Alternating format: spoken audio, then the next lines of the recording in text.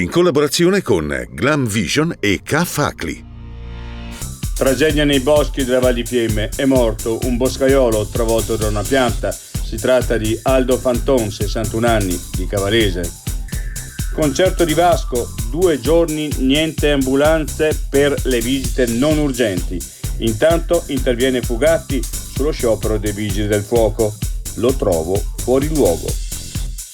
Al via le prenotazioni delle 4ª dosi del vaccino anti-Covid anche in Trentino. Saranno riservate per il momento agli over 80 e agli over 60 con elevata fragilità. Le prenotazioni si apriranno venerdì 15 aprile. Non piove e la siccità in montagna fa preoccupare anche i rifugisti.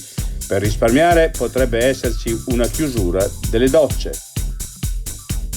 Nato a Trento, era residente a Milano e frequentava il 6º anno della facoltà di medicina. Si chiama Giovanni Borsatti ed aveva 24 anni, il giovane morto, dopo essere precipitato in un dirupo nel Lecchese.